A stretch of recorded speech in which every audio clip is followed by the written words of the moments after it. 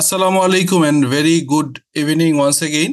So আজকে আমার বিবেচনায় সবচেয়ে ইম্পর্টেন্ট একটা এরিয়া, যেটি হচ্ছে একটা ব্যালেন্স শিট দেখলেই আপনাদের জিনিসটা ক্লিয়ার হবে যে হোয়াট ইজ দ্য সিনারিও, কিভাবে আমরা এই যেমন ধরেন এটা একটা ব্যালেন্স শিট, এটা একটা আইটি কোম্পানি, আপনাদেরকে বলেছিলাম বিসলিউশন পিএলসি।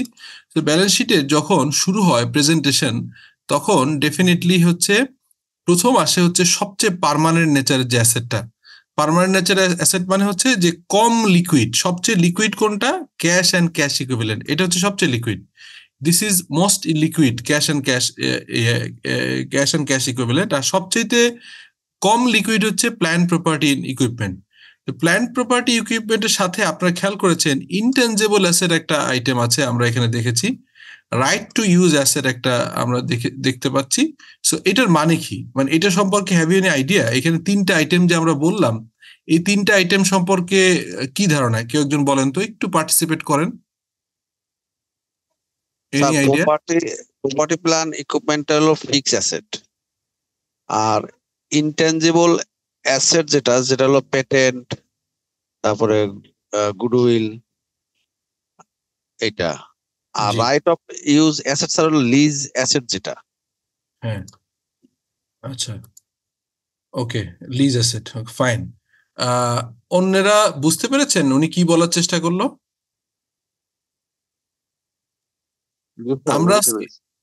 আমরা আজকে প্ল্যান প্রপার্টি ইকুইপমেন্টের জার্নাল এন্ট্রি থেকে শুরু করে, যেটাকে আমি এখানে লিখেছি আপনারা খেয়াল করেছেন, সেটা হচ্ছে যে পিপি প্ল্যান প্রপার্টি ইকুইপমেন্ট, এটা স্বীকৃতি বা রিকগনিশন, পরিমাপ মেজারমেন্ট দুইটা পার্ট হয়, আমি আপনাদেরকে দেখাবো, ইনিশিয়াল মেজারমেন্ট এবং সাবসিকুয়েন্ট মেজারমেন্ট। তারপর হচ্ছে যে আপনার ডেপ্রিসিয়েশন বা অবমূল্যায়ন, পুনর্মূল্যায়ন রিভ্যালুয়েশন, এছাড়া আপনার ডিসপোজাল বা ডি রিকগনিশন হয়। তো এই হচ্ছে আমাদের এই কাভারেজটা আছে হচ্ছে IAS 16-এ। এর সঙ্গে আপনার impairment is also very much related. কেউ একজন বলতে পারবেন যে ইম্পায়ারমেন্ট কোন IAS-এ বলা আছে? স্যার IAS 36 মনে হয়। IAS 36, ওকে, গুড। তো IAS 36 is also related to this IAS, এবং আমরা একসাথে প্র্যাকটিক্যালি জিনিসগুলো দেখবো আজকে। আর ইনটেনজিবল অ্যাসেট কোন IAS কেউ বলতে পারবেন? Sir IAS 33। IAS 33, একটু আরেকটু চেষ্টা করেন। ইনটেনজিবল 33 হচ্ছে EPS, আরেকটু চেষ্টা করেন। 38 স্যার। 38, right, exactly 38। তো 38টা আমরা দেখবো, এর সাথে রিলেটেড। হ্যাঁ, so is very much related এবং হচ্ছে ইন্টারেস্টিং। আমি আজকে যেভাবে আমরা ক্লাসটা দেখবো, আমি শিওর যে আপনারা অনেক এনজয় করবেন। সো আমি আপনাদের কাছে প্রত্যাশা যে আপনারা আজকে ক্লাসটা অন্য ক্লাসের মতোই অত্যন্ত মনোযোগ দিয়ে দেখবেন এবং আমাকে কোশ্চেন করবেন।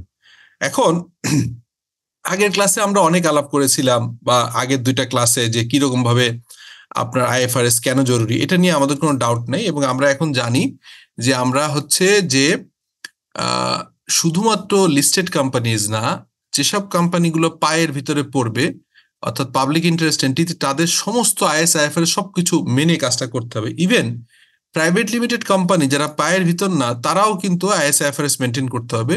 শুধুমাত্র প্রোপ্রাইটারশিপ বিজনেসের ক্ষেত্রে কিছু কিছু ক্ষেত্রে আমরা ছাড় পেতে পারি, হ্যাঁ, বা পার্টনারশিপে কিছু কিছু প্রেজেন্টেশনে ছাড় পেতে পারি। এখন আমরা আমাদের যে ফাইন্যান্সিয়াল স্টেটমেন্ট দেখছিলাম, আপনারা খেয়াল করেছেন যে আমরা আপনাদেরকে একটা জিনিস দেখাচ্ছিলাম, সেটা কি, যে একটা আপনার কোম্পানির লিস্টেড কোম্পানির একটা ফাইন্যান্সিয়াল স্টেটমেন্ট নিয়েছিলাম। লিস্টেড কোম্পানিটার নাম ছিল হচ্ছে, আপনাদের মনে আছে বোধহয়, অলিম্পিক অ্যাক্সেসরিজ, না? সো আমরা তো আমি যা যা শেয়ার করছি এখন, যেমন হচ্ছে ইন্ডিপেন্ডেন্ট অডিটরস রিপোর্ট অলিম্পিক ইন্ডাস্ট্রিজ, দেখা যাচ্ছে এটা? জি স্যার। ওকে, তাহলে দেখেন, এখানে আমরা যখন লাস্ট ক্লাসে এটা নিয়ে আলাপ করেছিলাম, এবং আমরা একটা স্টেটমেন্ট নিজেরা প্রিপারেশন করার চেষ্টা করছিলাম বিসলিউশন নিয়ে। সো এখানে যদি দেখেন, সিমিলারলি আপনারা নিশ্চয়ই দেখতে পাচ্ছেন যে এইটা একটা লিস্টেড কোম্পানি এবং বাংলাদেশের ব্লু চিপ ভালো কোম্পানিগুলোর ভিতরে একটা। তো শুরুটা একইভাবে আমি যেভাবে বলছিলাম যে নন কারেন্ট অ্যাসেটের আন্ডারে হচ্ছে প্ল্যান্ট প্রপার্টি ইকুইপমেন্ট।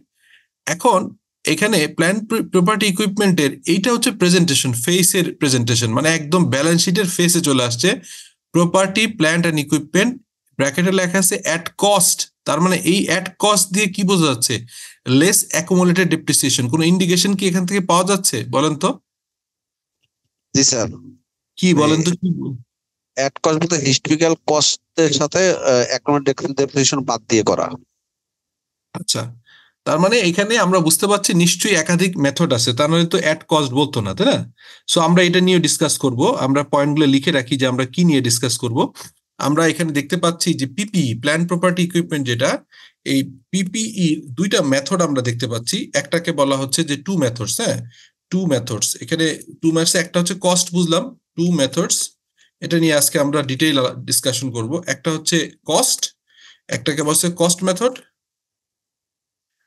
হ্যাঁ, কস্ট মেথড। আরেকটা কি বলা হলো বলেন তো? আরেকটা কি, আরেকটা কি হতে পারে? Revaluation method sir. হ্যাঁ, এই যে রিভ্যালুয়েশন দেয়া আছে, রিভ্যালুয়েশন মেথড। এই যে আমরা এখানে দেখতে পাচ্ছি যে আরেকটা মেথড হচ্ছে রিভ্যালুয়েশন মেথড। তাহলে অলিম্পিক ইন্ডাস্ট্রিজ কি মেথড ফলো করছে বলেন তো? Cost method sir.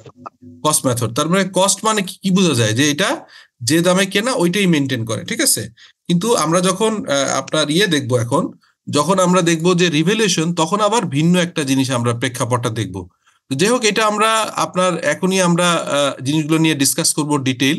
আপনারা যেমনটি বলছিলাম যে একটু বেশি বেশি কোশ্চেন করবেন, তাহলে, বা আমি ইন্টারেক্টিভ করতে হবে, মানে জিজ্ঞেস করবেন, আমি কোশ্চেন করবো, আপনারা বলবেন, আদারওয়াইজ ইনকমপ্লিট থেকে যাবে।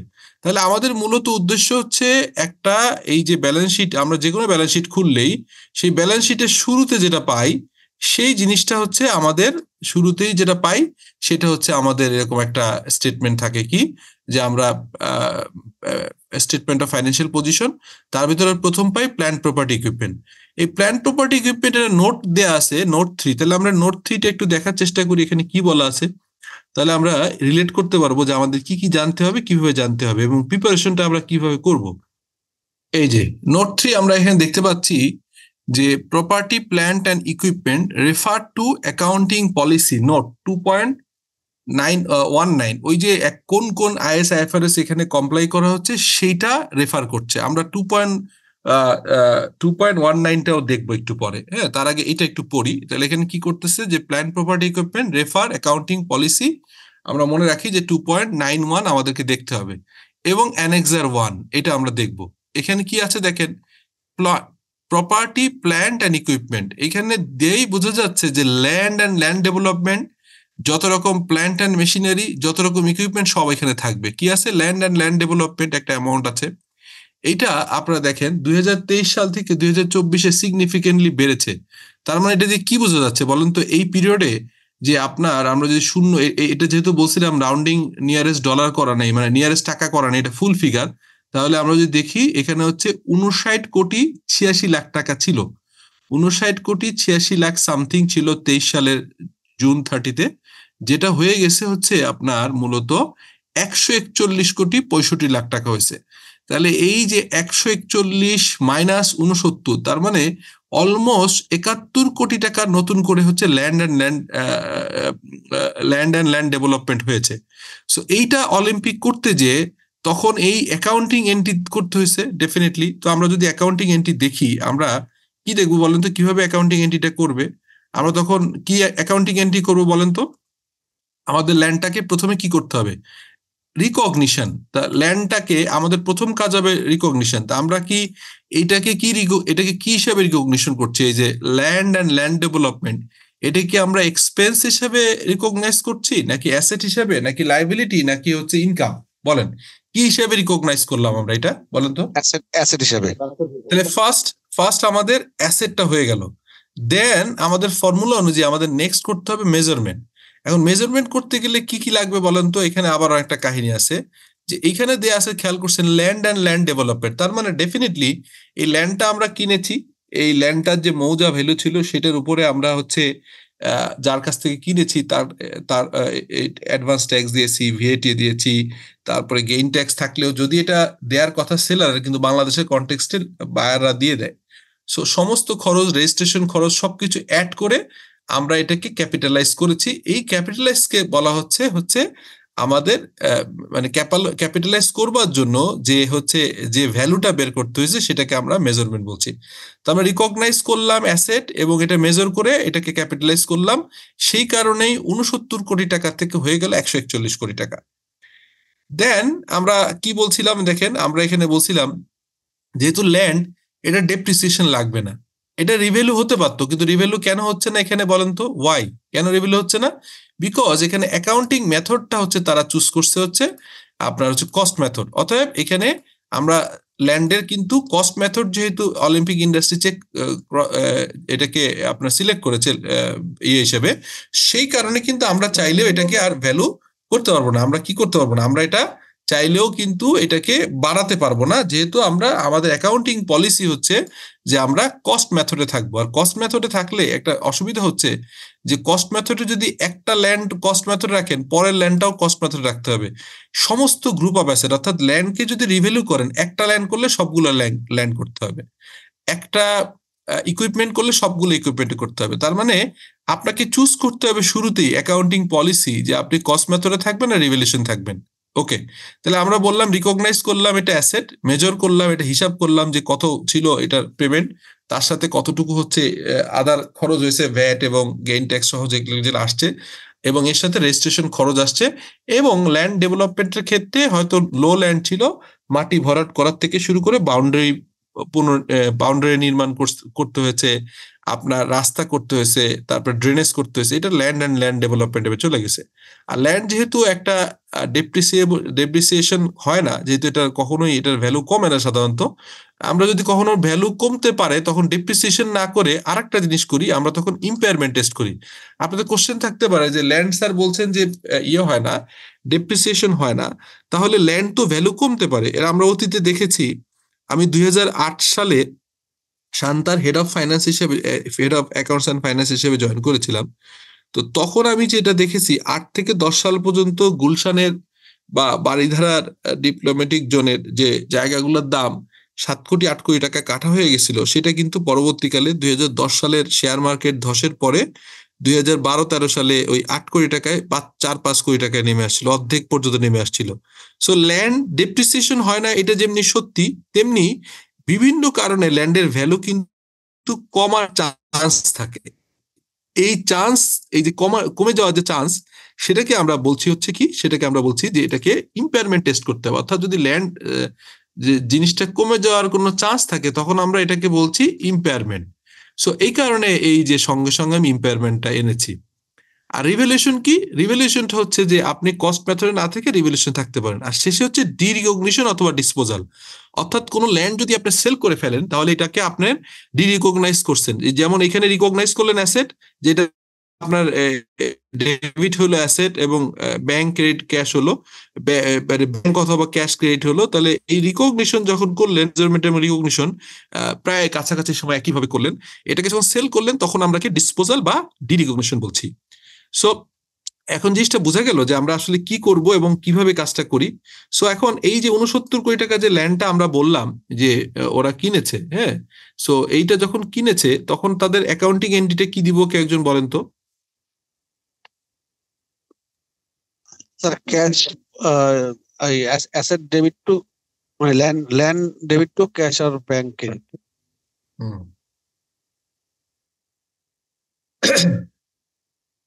আমরা ল্যান্ড আর ল্যান্ড ডেভেলপমেন্ট কি করবো হচ্ছে ডেবিট করবো হচ্ছে আপনার 71 কোটি টাকা। আমি ওইখানে জাস্ট রাফলি বসাচ্ছি, এটা তো কোনো ইয়ে না, এক্স্যাক্টলি না।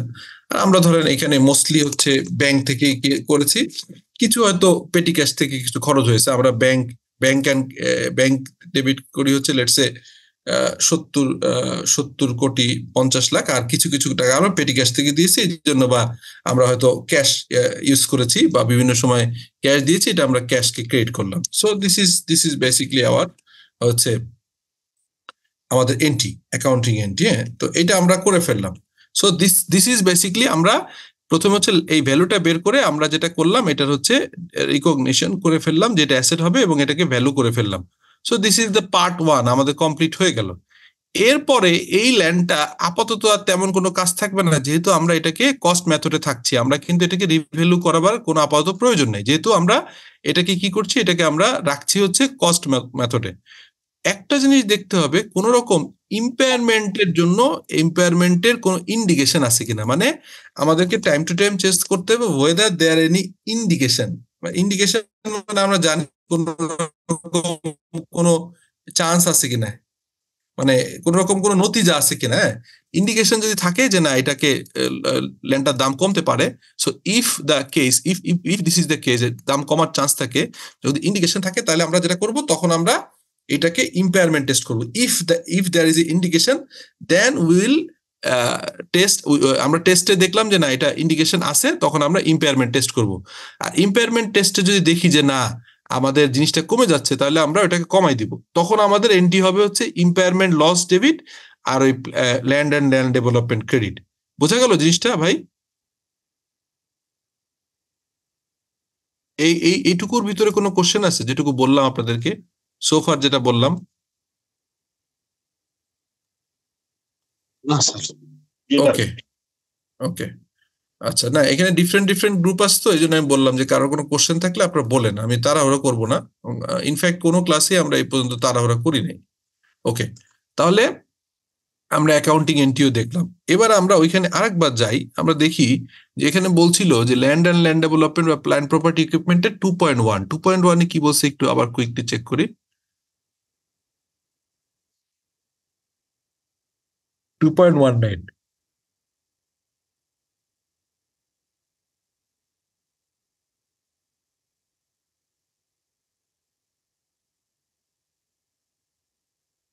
এই যে 2.19 কি বলছে খেয়াল করেন, বলছে যে কি বলছে যে recognition and measurement item of property plant and equipment excluding freehold land. Freehold land মানে কি বলেন তো? Freehold building and leasehold building, এটা মানে কি?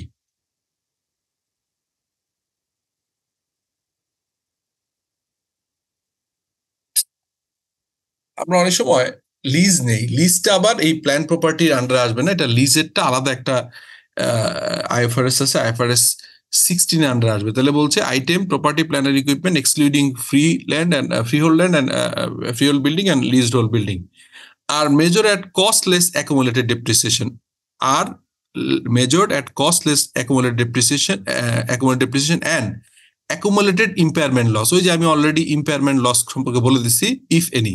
Freehold land is major using the cost model. আমি এই যে বললাম যে কস্ট মডেল করছে, the cost of item of property plant and equipment include purchase price, already আমি বলেছি, তারপরে ইম্পোর্ট ডিউটি থাকতে পারে, নন রিফান্ডেবল ট্যাক্স, অর্থাৎ অনেক সময় আমরা রিবেট পাই কোন একটা ট্যাক্স, ভিএটি যদি ইম্পোর্ট স্টেজে ভিএটি দিয়ে আসি, ওইটাকে আমরা রিবেট পাই, ওইটাকে ইনক্লুড করবো না। আমরা এখানে এমন জিনিসকে ঢুকাবো যেটা আমরা ব্যাক পাচ্ছি না, ব্যাক পেলে সেটাকে ঢুকাবো না, কারণ আমাদের খরচ না। আমরা 10 টাকা অ্যাডভান্স ট্যাক্স দিয়ে আসছি, পরবর্তী গেলে 10 টাকা আবার রিবেট নিয়ে নিলাম, তাহলে তো এটা কস্ট অফ দ্য প্রপার্টি ঢুকাবো না। হ্যাঁ, তো বলা হচ্ছে যে খেয়াল করেন, যা যা অলরেডি বলছি পুরোটাই পলিসিতে বলা আছে। The cost of the item the cost of an item of property plant and equipment includes its purchase price, import duties and non-refundable taxes after deducting trade discount and rebate। অনেক সময় আমরা কিছুটা ছাড় পাই, সেটা বাদ দিয়ে নিতে হবে। along with any cost directly attributable to bringing the asset to the location and condition necessary for its operate as intended। তার মানে আপনাকে যেটা করতে হবে, একটা মেশিন কিনলেন, ওই মেশিনটা কিনলেই শেষ হবে না, ওই মেশিনটাকে যেন আপনার প্রিমিসেসে এনে এটাকে আনলোড করে সেটাকে ইনস্টলেশন কমিশন করবার যে খরচ, সেটাকেও এর ভিতরে যোগ করে দিতে হবে। এই পয়েন্টটা কেউ একজন বুঝিয়ে বলেন তো, আমি কি বললাম? যে একটা মেশিন আমি কিনলাম, ওই মেশিনটা কিনলাম ধরেন $1,00,000, তার সাথে আরো ধরেন লেটসে আপনার $500 খরচ হইলো বা $1,000 খরচ হলো আপনার ইন্স্যুরেন্সে, অন্য খরচ মিলে আমরা $1,00,000 কিনেছি, আরো 20,000 খরচ হলো। কিন্তু এই মেশিনটা আমরা ফ্যাক্টরিতে আনা পর্যন্ত খরচের পরেও, সেই মেশিনটা যখন আমরা এখানে কমিশন করব, ইরেকশন করব, টেস্ট রান করব, এই খরচগুলো ওই অ্যাসেটের ভিতরে ঢুকবে। এটা ক্লিয়ার কিনা? স্যার কি বললাম বলেন তো, একটু ব্যাখ্যা করেন, আপনি একটু বুঝিয়ে বলেন আমাদের। মেশিনের পারচেজ প্রাইস সাথে তার এখানে যদি নন রিফান্ডেবল ডিউটি, তারপরে এটা থাকে, সেগুলো আমরা জি অ্যাড করব। এবং এর পাশাপাশি এটার সাথে ক্যারিং কস্টও থাকতে পারে, এবং হুম। সেটা আমরা অ্যাড করব। এবং এই মেশিনটা যখন ফ্যাক্টরিতে এটা সেট আপ করবো, সেখানে ইরেকশন বা টেস্ট যেটা হয়, সেই সেই খরচটা এটার সাথে অ্যাড করে টোটাল মেশিনের প্রাইসটা ফিক্সড করবো স্যার। খুবই চমৎকার। Thank you for share. এটা আমি কেন করছি যে আপনারা যখন এই কথাটা বলছেন একবারে আপনাদেরও রিভাইজ মতো হয়ে যাচ্ছে, কারণ আলটিমেটলি তো আমরা মানে জিনিসটা জানা, আমরা এখানে যারা আছেন তাদের ভিতরে একটা বড় সংখ্যক মানুষ কিন্তু অলরেডি এই কাজগুলো আমরা করছি ডেলি, বাট আমরা যেটা করছি ওইটা একটু ভ্যালিডেট করি, মানে ওইটা আমরা বোঝার চেষ্টা করছি যে না এটা একদম আইএফআরএস অনুযায়ী আছে। এবং এই প্যারাগ্রাফটা কিন্তু এই যে প্যারাটা লিখছে তাদের অ্যাকাউন্টিং পলিসি, এই অ্যাকাউন্টিং পলিসিটা কিন্তু সরাসরি আইএফআরএস থেকে নিছে। কারণ এইখানে দেখবেন আরো উপরে যখন দেখবেন, আমি একটু আগে দেখাচ্ছিলাম, একটু ক্লিয়ার করি, দেখেন তারা কিন্তু বলছে application of accounting and financial standard is and IFRS, the accounting and, তারও আগে দেখেন আমি আরেকটা জিনিস দেখাই, আমি গত ক্লাসে বলছিলাম না যে কোন কোন আইনগুলো এরা মেনে চলে, এইখানে দেখেন আপনি এই যে আপনার এই যে এই আমাদের প্রথম হচ্ছে তারা একটা অডিট রিপোর্টের শুরুতেই দেখবেন তারা বলছে যে তারা কি কি প্রেজেন্ট করে, এখানে কিন্তু বলা আছে এই যে আমি আপনাদেরকে যা যা পড়িয়েছিলাম আগের দিন সব আছে। প্রথম বলছে যে হ্যাঁ, এখানে দেখেন ক্লিয়ারলি বলছে the financial reporting act 2015 FRA was enacted, এটা অনুযায়ী করছে, was enacted 2015 leading the formation of the Financial Reporting Council FRC in 2017. Since its inception, the FRC has adopted International Accounting Standard ISS. আমি যেটা বলছিলাম যে 2017 সালে হচ্ছে আপনার FRC হচ্ছে আপনার গঠন হয়, কিন্তু এখানে একটু ভুল আছে, এটা আসলে 17 সালে অ্যাডাপ্টেড হলেও এটা ফাইনালি 19 সালে হচ্ছে এই 19 সাল থেকে এফআরসি এটা অ্যাডাপ্ট করে। 1984 সাল থেকে 2018 সাল পর্যন্ত এটা ICAB, institute of chartered accountants of Bangladesh, এটা অ্যাডাপ্ট করতো। 17 সালে এফআরসি হলেও এটা ফাংশনাল কাজ শুরু হয় 19 সাল থেকে। 19 সালে হচ্ছে এই আইএস আইএফআরএস গুলো অ্যাডাপ্ট করছে। বলছে since it's Inception the FRC has adopted International Accounting Standard ISS and International Financial Reporting Standard IFRS as applicable financial reporting standard in public interest entity. দেখেন যা যা আপনাদেরকে বলেছি এই রিপোর্টটা পড়তে গেলে, যারা আপনাকে গত ক্লাসে পাবলিক ইন্টারেস্ট এন্টিটির ধারণা পান নাই, যারা এফআরসি ভালো করে জানেন না, এফআরএ ফাইন্যান্সিয়াল রিপোর্টিং অ্যাক্ট জানেন না, পাবলিক ইন্টারেস্ট এন্টিটি হলে সবগুলো আপনার মানে এই আইএসআইএফআরএস কমপ্লাই করতে হবে, এই ডিসকাশন কিন্তু অলরেডি আমি করেছি। সো এখন দেখেন আপনি যখন এটা ফাইন্যান্সিয়াল রিপোর্ট পড়ছেন, এটা আমি পড়ছি অলিম্পিক, আপনি বার্জার পড়েন, আপনি হচ্ছে স্কোয়ার পড়েন, আপনি বেক্সিমকো পড়েন, আপনি হচ্ছে যেটাই পড়েন, আপনি কিন্তু দেখবেন যে এই কথাগুলো এভাবে বলা আছে। As applicable financial reporting standard for public interest entities including listed companies effective from 2nd November 2020। এখন আপনি বলতে পারেন যে 2nd নভেম্বর 2020 কেন, এর আগে কেন করেনি? এর আগেও ছিল, বাট তখন এফআরসি অ্যাডাপ্টেড ছিল না, তখন আমরা অডিট রিপোর্টে লিখতাম যে this financial statement comply the IS all the IS and IFRS and BS and BFRS as adopted by the Institute of Chartered Accountants of Bangladesh ICAB. এখন আমরা বলছি all the IS and IFRS as adopted by the Financial Reporting Council, ঠিক আছে? এই জায়গাটা শুধু change আসছে, আর সবই আগে আছে। আচ্ছা, accordingly the financial statement of the company has been prepared in compliance with the IFRS including IS। এই কথাটা আমি প্রায়শই অনেককে বলি, all IAS and IFRS along, একসাথে আইএফআরএসই বলতে হয়, এটা আপনাদেরকে আমি আগের দিন বলেছিলাম, along with the requirement of the companies act. এবং এর সঙ্গে সঙ্গে আমি আপনাদেরকে আগের দিন দেখিয়েছিলাম যে কোম্পানি অ্যাক্টেই বলা আছে কি করতে হবে না হবে, এবং কোম্পানি অ্যাক্টের শিডিউল গুলোতে ভিতরে কিন্তু বলা আছে যে ফাইন্যান্সিয়াল স্টেটমেন্ট প্রেজেন্টেশন কিরকম হবে। আচ্ছা, দ্য সিকিউরিটিজ এক্সচেঞ্জ অর্ডিন্যান্স 1969, এটা লাগতো না যেহেতু অলিম্পিক ইন্ডাস্ট্রিজ, অলিম্পিক কোম্পানিটা একটা লিস্টেড কোম্পানি, সেই কারণে দ্য সিকিউরিটিজ অ্যান্ড এক্সচেঞ্জ অর্ডিন্যান্সটা লাগছে। And Bangladesh securities exchange commission act 1993, the Bangladesh securities exchange commission rules 2022, the income tax ordinance, এটা অর্ডিন্যান্সে চেঞ্জ হয়ে গেছে, আপনারা এটা একটু আগের দেখে এটা বলা হচ্ছে। এখানে কি হয় বলেন তো, the income tax ordinance and rule 1984 এখানে কি হবে বলেন, কি হবে এখন? এখানে স্যার হলো ইনকাম ট্যাক্স অ্যাক্ট 2003 2023 আর 23 আর হলো রুলটা স্যার 1984 আছে, এটা এখনো করেনি। Good, very good. আপনি কিন্তু ভালো ক্লিয়ারলি জানেন। আমাদের নলেজটা হইতে হবে এমন যে কোনো অ্যাম্বিগুইটি থাকবে না। এখন আমাদের এই কথাটা এখন যখন লিখবো তখন লিখবো the income tax act 2023 and income tax rule 1984।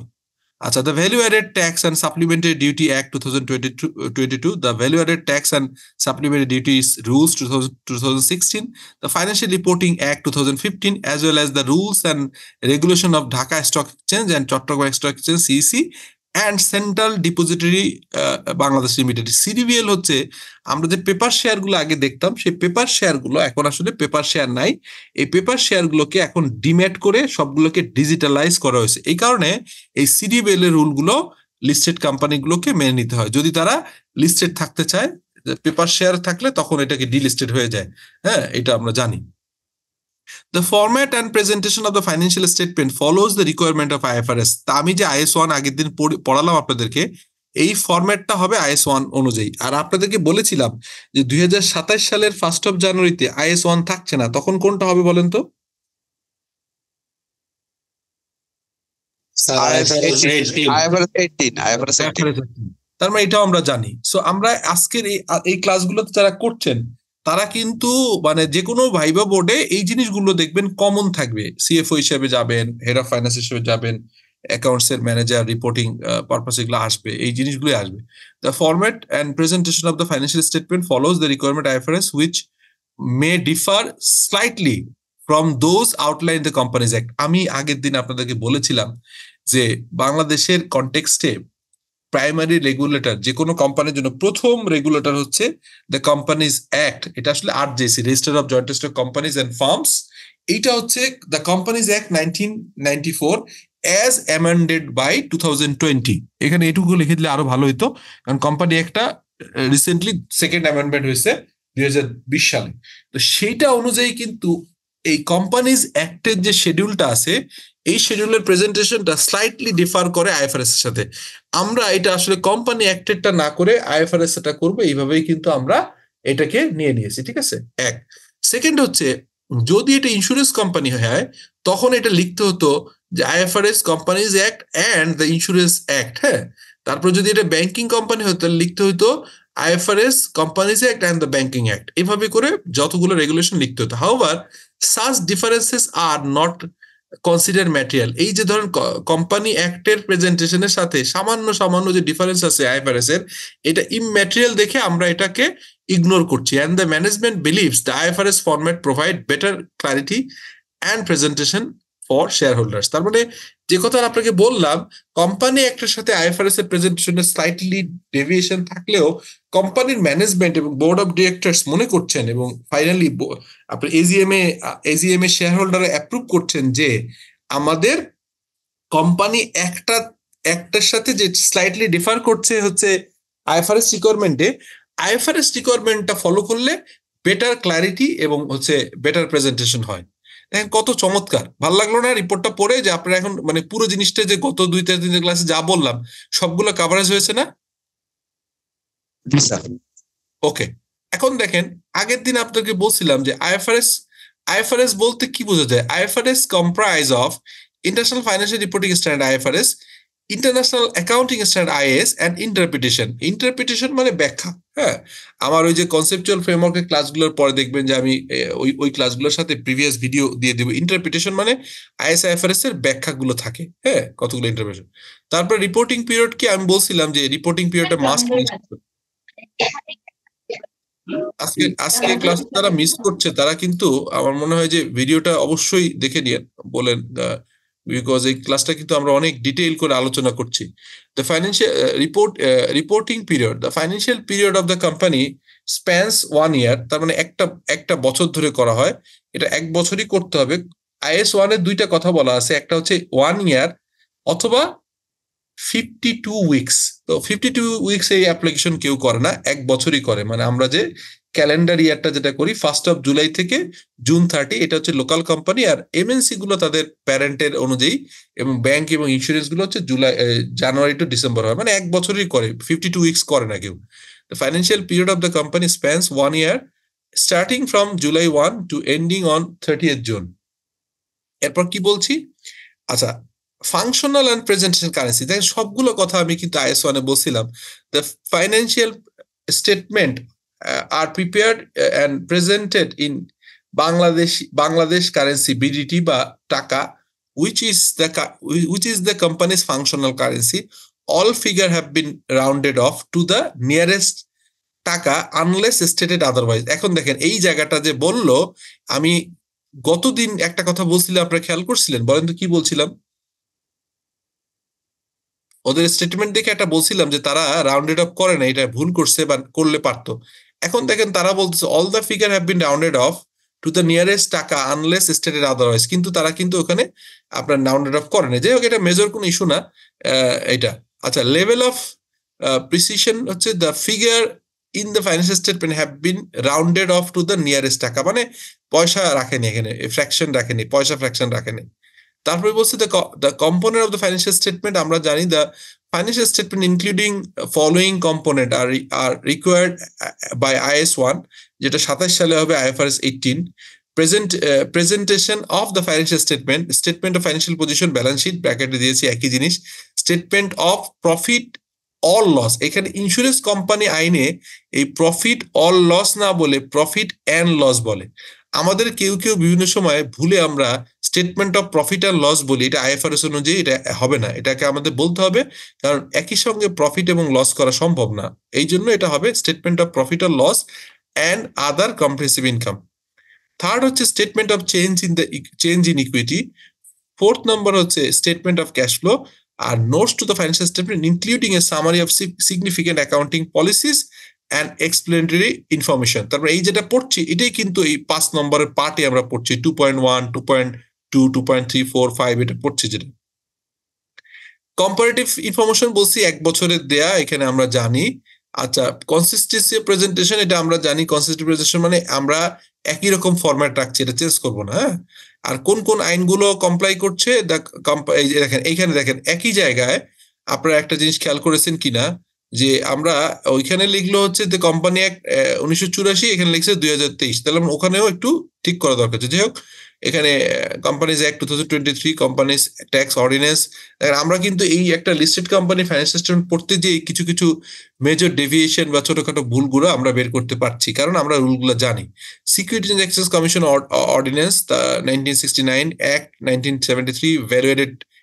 এই দেখেন এখানেও কিন্তু আবার একটা ভুল করছে ফরম্যাটে। হ্যাঁ, এই আইনটাও নাই স্যার এখন।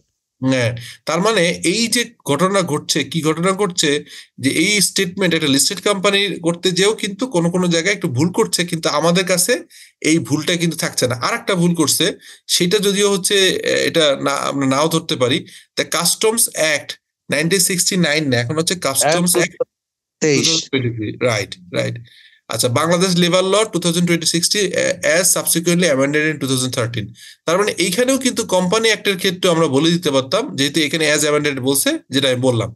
আর নেগোশিয়েবল ইনস্ট্রুমেন্ট অ্যাক্ট 1881। অ্যাকাউন্টিং এস্টিমেটের ভিতরে বলছে অ্যাক্রুয়াল বেসিস অ্যাকাউন্টিং, এটা আমরা বলেছি, এটা আমরা জানি। গোয়িং কনসার্ন, আমি শুরুর দিনই বলছি যে একটা কোম্পানি যদি আগামী 1 বছর অন্তত চলবে, এরকম যদি সন্দেহ আপনাদের তৈরি হয় যে বন্ধ হয়ে যেতে পারে, তখন আপনার ফাইন্যান্সিয়াল স্টেটমেন্ট এভাবে প্রেজেন্টেশন হয় না। আচ্ছা, use of the estimate and judgement, আমরা অনেকগুলো এস্টিমেট এবং জাজমেন্ট করি, এটা IS 8 আপনাদেরকে পড়াবো, এখন আর ডিটেল বলছি না। আচ্ছা, ম্যানেজমেন্ট অফ ক্যাপিটাল, এটা বুঝলাম। তারপরে এখানে দেখেন এরপরে বলছে application of accounting, financial accounting and financial reporting standard IS and IFRS। এখানে the accounting of the financial reporting standard applicable to the financial statement for the year under review, including the following: IS 1, 2, 7, 8, 10, 12, 30, যেটা হচ্ছে 12 হচ্ছে income tax, 16 হচ্ছে plant property equipment, আজকে যেটা আমরা পড়ছি। Employee benefit 19, 20, এই যে কোন ডলার ফাংশনাল কারেন্সি কি হবে, foreign exchange rules, the effect of the change in the foreign exchange rate, এটা হচ্ছে 21 IS 23 হচ্ছে borrowing cost, related party disclosure 26 হচ্ছে accounting for reporting of the retirement benefit plan. 32 হচ্ছে financial instrument presentation, EPS 33, impairment of asset 36, 37 হচ্ছে provisions contingent liability and contingent asset, 38 হচ্ছে intangible asset যেটা আজকে discuss করছি আমরা, financial instrument recognition and measurement. যদিও এই 39 অলরেডি বন্ধ হয়ে আইএফআরএস এর আপনার 10-এ চলে গেছে। এখন দেখেন এইখানে কতগুলো ভুল আমরা বের করতে পারলাম। এটা কিন্তু অলরেডি আইএফআরএস হচ্ছে এই 3 এবং 10-এ চলে গেছে, এটা নাই। হ্যাঁ, যাই হোক, এটাও একটা ভুল করছে। তারপর আইএফআরএস 7, আমি জানি না এতগুলো কিভাবে ভুল করে, এখানে আরেকটু সতর্ক হওয়া দরকার ছিল হয়তো। আইএফআরএস 7 হচ্ছে ফাইন্যান্সিয়াল ইনস্ট্রুমেন্ট ডিসক্লোজার, আইএফআরএস 8 হচ্ছে অপারেটিং সেগমেন্ট, আইএফআরএস 9 হচ্ছে ফাইন্যান্সিয়াল ইনস্ট্রুমেন্ট। এই যে বললাম, এটা তো অলরেডি আছে, তাই এটা যদি আপনার হয়, আপনার যদি হচ্ছে এখানে যদি ফাইন্যান্সিয়াল ইনস্ট্রুমেন্ট 9 যদি দেয়, তাহলে এটা আসলে এই 39 প্রয়োজন হয় না। একই জিনিস দেখেন, আপনারা খেয়াল করেন, আমি যে একটু আগে বললাম যে ফাইন্যান্সিয়াল ইনস্ট্রুমেন্টের একটা পার্ট এখানে আছে রিকগনিশন মেজারমেন্ট, কিন্তু মূলত হচ্ছে আইএফআরএস 9। ঠিক আছে, না ওকে, আমি ভুল বলছি, ঠিকই আছে, যেহেতু রিকগনিশন মেজারমেন্ট এখানে রাখছে, এটা ঠিক আছে। তারপরে আইএফআরএস 13 হচ্ছে fair value measurement, revenue from contact with customer, যেটা আইএফআরএস 15, যেটা আগে ছিল আইএস 18। সো এটা কিন্তু ঠিক আছে, আপনারা আবার কনফিউজ হবেন না, এটা ঠিক আছে। ওই উপরের আইনটা ভুল করছিল, এটা ঠিক আছে। আইএফআরএস 16 লিজ, আর আইএফআরএস 17, 18, 19 এখন পর্যন্ত অ্যাপ্লিকেশন হয় নাই, বা এই কারণে এখানে নাই। আচ্ছা, ইনভেন্টরিজ হচ্ছে আইএস 2 অনুযায়ী করছে, এটা ক্যাশ ফ্লো স্টেটমেন্ট আইএস 17 অনুযায়ী করেছে। এরপরে আমরা অ্যাকাউন্টিং পলিসিগুলো এখানে বলা আছে, এটা আমরা দেখবো, এটা আলাদাভাবে পড়বো, এই জন্য এখানে এটা পড়ছি না। মানে এই যে আইএস 8 যখন পড়াবো, তখন আপনি accounting estimate, prior period error, এগুলো আমরা দেখবো। Event of the reporting period is 10, এটাও আপনাদেরকে দেখাবো। ট্যাক্সেশন হচ্ছে আইএফআরএস 12 অনুযায়ী করবো, এবং আমাদের হচ্ছে এখানে ট্যাক্স রেটটা বলে দেওয়া আছে যে বিজনেস ইনকামের উপর 22.5%, নন অপারেটিং ইনকামের 22%, ডিভিডেন্ড ইনকামের উপর 20%, আর 50% হচ্ছে ক্যাপিটাল গেইন। এটাও কিন্তু অ্যাপ্লিকেবল ট্যাক্স রেটটা বলা আছে। ডিফার্ড ট্যাক্স 12 অনুযায়ী হবে, অলরেডি আমি বলেছি। আর 19টা তো ডিটেইল পড়লাম। ডেপ্রিসিয়েশন পলিসি হচ্ছে স্টেট লাইন বলে দিছে, হ্যাঁ, ডেপ্রিসিয়েশন পলিসি, স্টেট লাইন। আর ডেপ্রিসিয়েশন রেটটা হচ্ছে বলে দিছে, the rate of the depreciation and amortisation is class of asset, building and other construction হচ্ছে 5 থেকে 25% পর্যন্ত আছে। প্ল্যান প্রপার্টি ইকুইপমেন্ট 10 থেকে 15%, এটা আমরা ডিটেলে দেখবো। অফিস ইকুইপমেন্ট হচ্ছে 10 থেকে 25, ফার্নিচার এন্ড ফিকচার হচ্ছে 10%, ট্রান্সপোর্টেশন ভেহিকেল যেগুলো 20%, অ্যামোর্টাইজেশন অফ দ্য সফটওয়্যার, এখানে যে সফটওয়্যারটা আছে এটা 5 বছরে 20% করে হয়েছে, এটা intangible asset. Major maintenance activities, capital gain or loss, এটা ডিসপোজাল, এটা অলরেডি আমরা আলাপ করেছি। দেখেন, আমরা এইটা পরেই কিন্তু পুরো জিনিসটাই বুঝে ফেললাম। এখন কি বোঝা গেছে পুরোটা? আইএস 16 এর পুরোটা বোঝা গেছে? জি স্যার, এখানে যা পড়া হয়েছে স্যার পুরোটাই বুঝছি। পুরোটাই হচ্ছে আইএস 16 অনুযায়ী কিন্তু আমরা ডিসকাস করছি। আচ্ছা, আরেকটা জিনিস দেখেন, আমরা এই পর্যন্ত দেখেছিলাম যে ল্যান্ড দেখলাম, এরপর factory and construction, factory, building and other construction, plant and machineries, office equipment, furniture fixture, transportation. আচ্ছা, এখানে আপনার যে ল্যান্ডের ডিটেলটা বলে দিয়েছে, যে হচ্ছে a total 490 decimal land has been mortgage.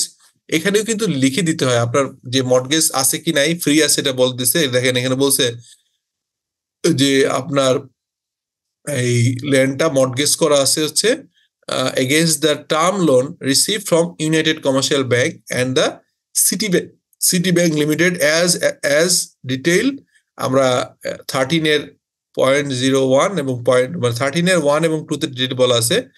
আপনার এখানে মদনপুরে হচ্ছে 213 ডেসিমল জায়গা, আর লোলাতি যে ল্যান্ডটা আছে এখানে হচ্ছে 277 ডেসিমল, মোট হচ্ছে 490 ডেসিমল।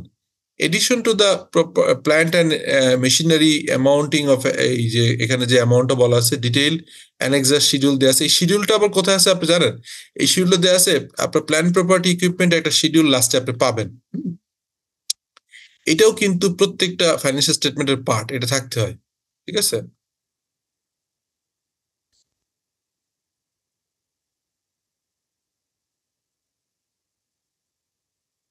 শেষে দিবে, ওটা যেহেতু আপনার অ্যানেক্সার আকারে দেয়া।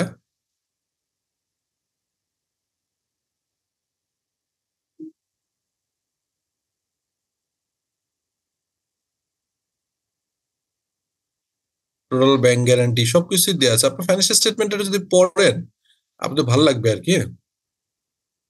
এই যে আপনার অলিম্পিকের এটা একটু মানে ভার্টিক্যাল একটু পড়তে অসুবিধা হচ্ছে, বাট আপনারা দেখেন, খেয়াল করেন এখানে যেটা থাকে, যেহেতু তারা কস্ট মডেল, তাহলে হচ্ছে কস্ট আপনার কি কি আছে দেখেন, land and land development, factory building and other construction, plant and property, office equipment, furniture and fixture, transportation and vehicles.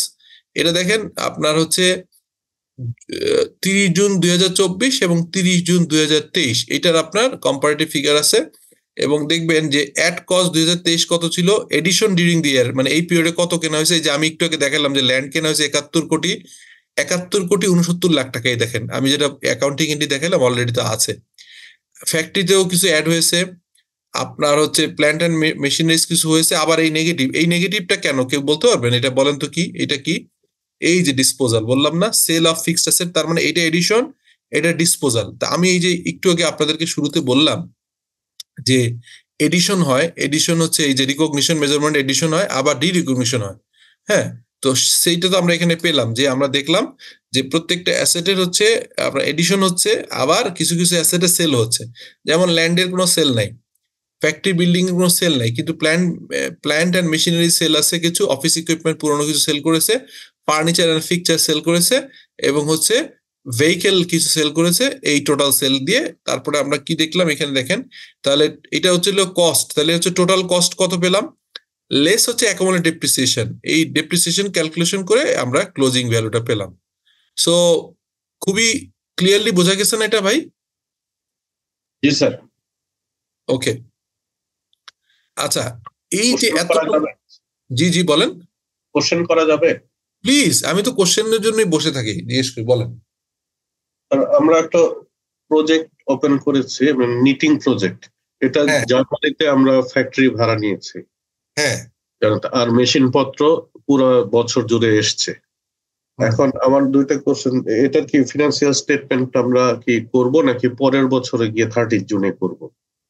আচ্ছা, প্রোডাকশন শুরু করেছে মাত্র 2-3 মাস হলো, সে রেভিনিউ আর্ন করছে 2 মাস হলো। আচ্ছা এখানে, হ্যাঁ বলেন প্লিজ, শেষ করেন। দ্বিতীয় আমার প্রশ্ন হচ্ছে যে আমরা যে মেশিনারি এলসি তে এনেছি, আমরা ফুল টাকা আমরা পেমেন্ট করতে পারিনি, কিছু কিছু টাকা ডিলে পেমেন্ট কারণে আমার ব্যাংক লোনের মতো হয়েছে, ইন্টারেস্ট দিতে হয়েছে। এই যে ইন্টারেস্টটা দিয়েছে, এটা কি আমি ক্যাপিটালাইজ করব নাকি এটা ফিনান্স কস্টের মধ্যে রাখবো? দেখেন উনি অনেক ভালো ভালো কোশ্চেন করছে, ওনার কোশ্চেন দুটো থেকে কিন্তু বোঝা যাচ্ছে উনি প্র্যাকটিক্যালি কাজটা করে। এখন দেখেন মজার হচ্ছে বিষয়, প্রথম উনি লাস্টে যে কোশ্চেন করছে এটা আরেকটা আইএস নিয়ে কথা বলছে, এটা হচ্ছে বরোইং কস্ট। হ্যাঁ, এটা হচ্ছে কত, আইএস 23। হ্যাঁ, আচ্ছা এটা আমরা পরে আসতেছে, এটা আমরা পরে লাস্টে ওনার পরের কোশ্চেনটা পরে আনসার দিব, আগে বলি। ফার্স্ট অফ অল হচ্ছে যখন উনি বলতেছে যে ফ্যাক্টরি জায়গাটা লিজ নিয়েছে, তখন এটা চলে যাবে হচ্ছে এই লিজ নেয়ার, এটা হচ্ছে IFRS 16 অনুযায়ী। অর্থাৎ তখন যেটা হবে, আমরা এটা আমরা এইখানে দেখেন আমাদের যে ফাইন্যান্সিয়াল স্টেটমেন্টে আমরা এখানে দেখেন শুরুতে, আমি আবারও যদি যাই উপরে, শেষে চলে গেছি, উপরে চলে যাই,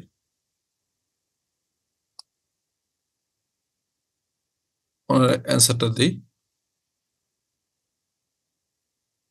আচ্ছা দেখেন, প্ল্যান প্রপার্টি এন্ড ইকুইপমেন্ট, এটা হচ্ছে আপনার হচ্ছে যেটা আপনি মেশিন আনছেন ওটা এখানে ঢুকবে, কিন্তু যখন আপনি রাইট টু ইউজ অ্যাসেট করছেন, মানে যখন আপনি ল্যান্ডটাকে নিচ্ছেন, লিজ নিচ্ছেন, তখন এটা রাইট টু ইউজ আকারে আসবে, এটা IFRS 16 অনুযায়ী। তো প্রথম অ্যান্সার হচ্ছে যে আপনার যে ল্যান্ডটা নিচ্ছেন ওটা ক্যাটাগরাইজ চেঞ্জ হয়ে যাবে, ওটা হচ্ছে রাইট টু ইউজ অ্যাসেটের আন্ডারে আসবে, ফার্স্ট অ্যান্সার। সেকেন্ড অ্যান্সার হচ্ছে যে প্ল্যান্ট অ্যান্ড মেশিনারি যেটা কিনছেন, মেশিনগুলো যেগুলো আনছেন, এগুলো আপনি হচ্ছে যে ডেট পর্যন্ত ইউজ করছেন না, এই ডেট পর্যন্ত যত খরচ, সেটা ইন্টারেস্ট হোক যা হোক, এটাকে আপনারা ক্যাপিটালাইজ করতে পারবেন অ্যাজ পার IAS 23। আপনি কি করতে পারবেন, যে এটা আপনি কিন্তু যতক্ষণ পর্যন্ত ইউজ করছেন না, মানে রেডি টু ইউজ পর্যন্ত, মানে একটা বিল্ডিং হোক, একটা মেশিন হোক, এটা যখন আপনি ইউজ করার মানে ফিনিশ হয়ে গেল, মানে রেডি টু ইউজ, এই রেডি টু ইউজ পর্যন্ত যত খরচ সব ওই মেশিন অথবা পার্টিকুলার বিল্ডিং অথবা ইনফ্রাস্ট্রাকচারের ভিতর ঢুকাইতে হবে ফাইন্যান্স কস্ট সহ। যখনই রেডি টু ইউজ হলো, আপনি ইউজ করেন না করেন, এরপরে আর ওই ফাইন্যান্সিয়াল চার্জটা ওই মেশিনের বা ওই মেশিন অথবা ওই বিল্ডিং অথবা ওই ইকুইপমেন্ট আর ক্যাপিটালাইজ করা যাবে না। তখন এটা ফাইন্যান্স কস্ট আকারে আলাদা দেখাতে হবে। এটাই হচ্ছে IAS 23। So your second question hopefully বোঝা গেছে, বুঝতে পারছেন? Thank you sir. আর আরেকটা ব্যাপার হচ্ছে, আমরা কি এটা ফিনান্সিয়াল স্টেটমেন্ট বানাবো কবে? না, আমরা ফাইন্যান্সিয়াল স্টেটমেন্ট তো এইটা আসলে তো এই ফাইন্যান্সিয়াল স্টেটমেন্ট তো এরকম তথ্য দিয়ে বানানো মানে হচ্ছে তাহলে তো ধরেন আনবিলিভেবল, মানে এটা কত লিখে লিখে সম্ভব না। আমরা যেটা করছি এটা তো বানানোর মতোই। ধরেন আমি লিখছি না, প্রত্যেকটা জিনিসই লিখছি, কিন্তু যদি লিখতে যাই তাহলে আমি বলতে পারবো না। সো আলটিমেটলি আপনি যদি এইটা ধরেন এইটা একটা, যেমন ধরেন ফাইন্যান্সিয়াল স্টেটমেন্ট আমি আপনাকে একটা কোম্পানি দিয়ে দিলাম, ধরেন আমি এটা আপনাকে দিলাম, আপনি এর ভিতরে ধরেন চেঞ্জ করে টোরে এটা আমার নামটা বসিয়ে আমার ফার্মের নাম বসিয়েছি, এটা আপনি নিজের মতো করে প্রত্যেকটা জিনিস চেঞ্জ করতে পারবেন। হ্যাঁ, কিন্তু যদি আমরা ক্লাসের ভিতরে বলতে যাই তাহলে যেটা হবে, আমি এই যে একটু যেমন দেখাচ্ছিলাম, দেখেন এই যে আমি অ্যাকাউন্টিং এন্ট্রি দেখাচ্ছিলাম, আমাকে যেটা করতে হবে এরকম প্রত্যেকটা এন্ট্রি দিতে হবে সে অনুযায়ী, সেটা আসলে আমরা কিন্তু করব না, এটা সম্ভব না। এটা করতে গেলে ধরেন আমরা যদি সৎখানে ক্লাস নিতাম তাহলে সম্ভব ছিল। আমরা যেটা করছি প্রিপারেশনের প্রত্যেকটা স্টেপ আপনাদেরকে বলছি, আপনারা আপনাদের অর্গানাইজেশনটা করবেন অথবা আমাদের এই ডামি ফাইন্যান্সিয়াল স্টেটমেন্ট নিয়ে এক্সারসাইজ করবেন। হ্যাঁ, এরপর কোশ্চেন বলেন ভাই প্লিজ। আমার ইয়েতে sir, thank you sir detail বলার জন্য। আর আমার হচ্ছে যে আমার কি এখন ওই যে 30 জুনে কি ফাইন্যান্সিয়াল স্টেটমেন্ট প্রিপেয়ার করতে হবে? কারণ আমি এই যে লিজ নিয়েছি বা আমি প্রোডাকশনে যাইনি, আমি জাস্ট এটা ডেভেলপ করেছি জানুয়ারি থেকে, আর আমার প্রোডাকশন শুরু হয়েছে বা অপারেশনে গিয়েছে আমি অক্টোবর থেকে। গত যে 30 জুন আমার পার হলো ফিনান্সিয়াল ইয়ার, আমার প্রয়োজন আছে কোনো ফিনান্সিয়াল স্টেটমেন্ট তৈরি করার, নাকি আমি পরের ইয়ার 25-এর 30 জুনে গিয়ে আমি করি? এটা আর একটা গুড কোশ্চেন, এটা একটা সুন্দর কোশ্চেন। যে কোনো কোম্পানি প্রথম বছরে একটা বেনিফিট দেয়া আছে। প্রথম বছর মানে ধরেন প্রথম বছরে যদি 18 মাসের কম সময় হয়, আপনার ধরেন 18 মাসের কম সময় যদি হয়, অর্থাৎ 12 মাসের অধিক অথবা 18 মাসের কম, এরকম হলে কিন্তু আপনি 18 মাসের ফাইন্যান্সিয়াল স্টেটমেন্ট একবারে করতে পারবেন। এটা ফার্স্ট টাইম লাইফে একবার এটা অ্যালাউড। হ্যাঁ, এবং ইনকাম ট্যাক্স অথরিটিও কিন্তু এই 1.5 বছরের রিটার্ন একবারে নিবে, কিন্তু পরবর্তীকালে আর প্রতি বছর আলাদা করতে হবে। তার মানে আপনি যেটা বলছেন, যেহেতু অক্টোবরে অপারেশন গেছে, তাহলে আপনি ওইটাকে এই বছর আনতে পারবেন। বুঝা গেল ভাই? তাহলে আমি 30 জুন 2025 এ গিয়ে আমি প্রিপারেশন করব। জি, এটা আপনার প্রথম বছরের জন্য, এরপরে আর প্রতি বছর করতে সম্ভব না। জি স্যার, একটা ছোট একটা কোশ্চেন ছিল স্যার। বলেন প্লিজ। তাহলে স্যার ওই যে ডেফার্ডটা নিয়ে যদি একটু বলেন, যে ডেফার্ডটা আসলে কখন এটা ইউজ করতে হয় আসলে? কোন ডেফার্ড মানে কি? ডেফার্ড যে কোনো ডেফার্ড স্যার, ওইটাই জানতে চাচ্ছি আসলে, যে ডেফার্ডটা কি এবং কোন ক্ষেত্রে এটা আসলে ইউজ করা হয় স্যার? আচ্ছা, ডেফার্ড একটা টার্ম। ডেফার্ড মানে বাংলা যদি বলেন বিলম্ব। এখন এই যে ডেফার্ড ট্যাক্স একটা জিনিস, ধরেন আপনার ট্যাক্সের আপনার একটা জিনিস, সেটা আলাদা জিনিস ডেফার্ড ট্যাক্স।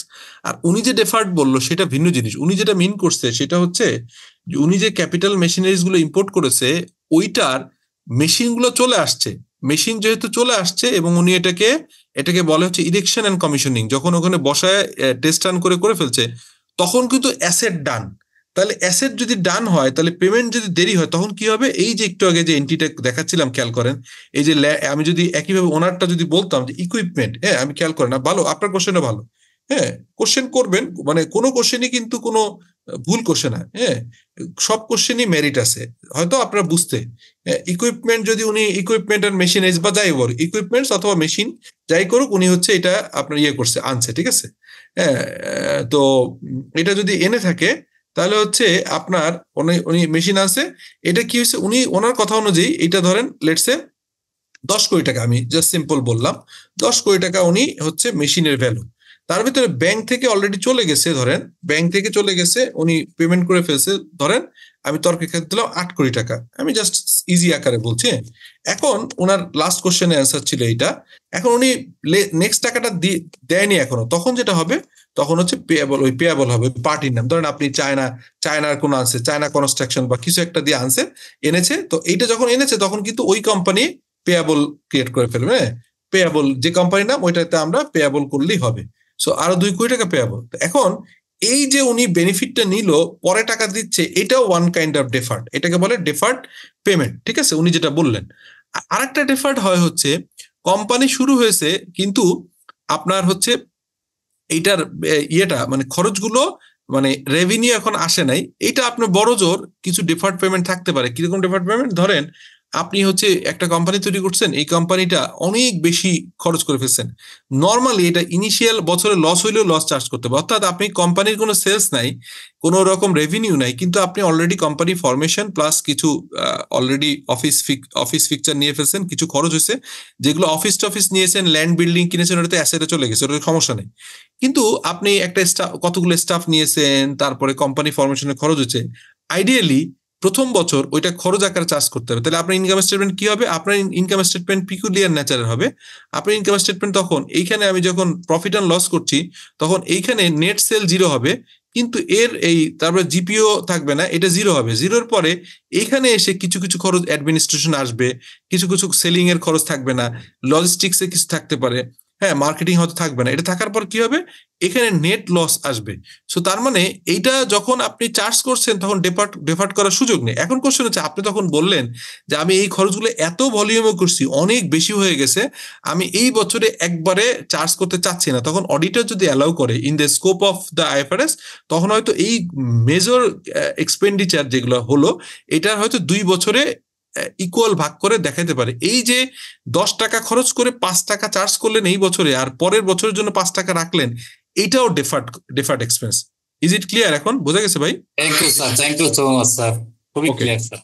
ওকে, তাহলে আমরা মোটামুটি ধরেন আজকে যে আলোচনা করলাম, আপনাদের এখনকার কোশ্চেনটা রাখেন। আমরা অলরেডি ধরেন মানে আজকে ক্লাসটা একটু অন্যদিন 8:30 করি, আজকে একটু আগে মানে দেরি করে করছি, 9টায়, 10টা বাজে আপনার সপ্তাহ শেষ। আমার মনে হয় যে আমি এই ক্লাসের তো লেকচারটা আপনারা পেয়ে যাবেন, এটা হয়তো নেক্সট শনিবার পাবেন। এর ভিতরই আমি এই যে একটু আগে যে আপনাদেরকে এইগুলো দেখালাম, এই যে আপনার হচ্ছে কি বলে IAS 16, IFRS IAS 36 এবং হচ্ছে ইনটেনজিবল অ্যাসেট, এগুলোর খুব সুন্দর প্রিসাইজ এরকম আমি যখন আজকের ক্লাস নিয়েছি সিমিলার ক্লাস আছে। আমি আপনাদেরকে 3টা ভিডিও এখন দিব। আমার একটা আটমোস্ট রিকোয়েস্ট থাকবে যে আজকের ক্লাসটা দেখবেন এবং আগের ওই 3টা ভিডিও দেখে নেক্সট ক্লাসে এইটা যেহেতু খুবই ইম্পর্টেন্ট আইএফআরএস, অন্তত 3-4টা, যেমন এই যে ভাই যে কোশ্চেনটা করলেন উনি কিন্তু প্র্যাকটিক্যালি কতগুলো জিনিস বলছেন, যে মেশিন আনছে, সেই মেশিন এনে ওটা ইরেকশন হয়েছে, এখন ডেপ্রিসিয়েশন করবে কি করবে না, ফার্স্ট এটা কি ফাইন্যান্সিয়াল স্টেটমেন্ট আপনার হচ্ছে 1.5 বছরে বেশি হয় নাই, অপারেশন শুরু হয়েছে অক্টোবরে, জুনের তাহলে লাগবে কি লাগবে না। সো এই সমস্ত কোশ্চেন গুলো, এবং উনি বড়োইং যে খরচটা করছেন, যে খরচটা উনি অলরেডি হচ্ছে আপনার ক্যাপিটালাইজ করবে নাকি এটা কি ফাইন্যান্সিয়াল এক্সপেন্সের কাছে দেখবে, মানে ওপেক্স হবে না ক্যাপেক্স, দুইটা নাম, একটাকে বলা হচ্ছে ক্যাপেক্স, ক্যাপেক্স মানে ক্যাপিটাল এক্সপেন্ডিচার, আর একটা ওপেক্স।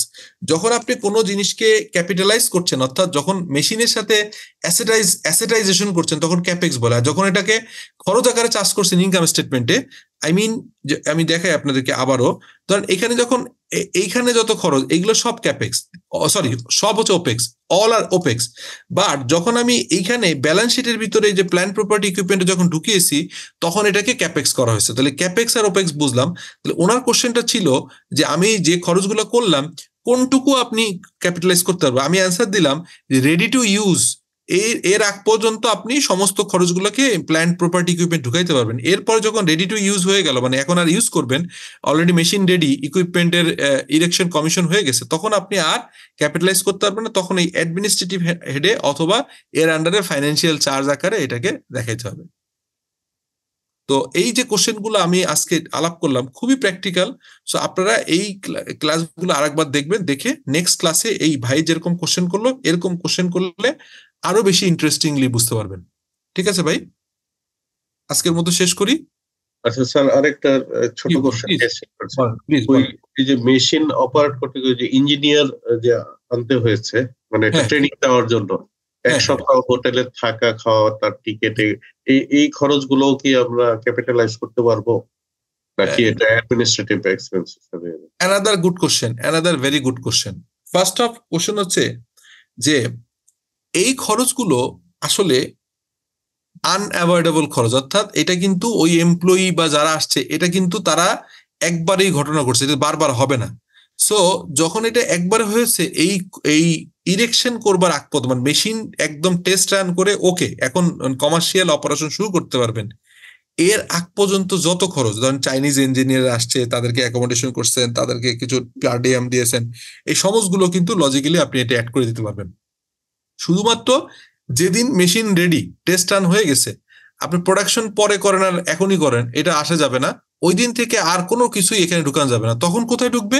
তখন আমরা এটার হচ্ছে ধরেন মেশিন আমরা ইলেকশন হয়ে গেল, আমরা শুরু করলাম, তখন যদি চাইনিজের কোনো লোককে আমি আনি যে এটা একটু রিপেয়ার করা বা মেনটেন্স করা, তখন আমরা রিপেয়ার অ্যান্ড মেনটেন্স নামে একটা ওই ওপেক্সে আনবো। কিন্তু তার আগ পর্যন্ত মানে রেডি টু ইউজ আগ পর্যন্ত এই যে ইঞ্জিনিয়ার আসলো বা কিছু লোককে ট্রেনিং এ পাঠাইলেন, এই সমস্তগুলো ক্যাপেক্সে ঢুকাইতে পারবেন। আজকে আপনার কোশ্চেন গুলো আমি খুব লাইক করেছি, ইজ ভেরি গুড কোশ্চেন।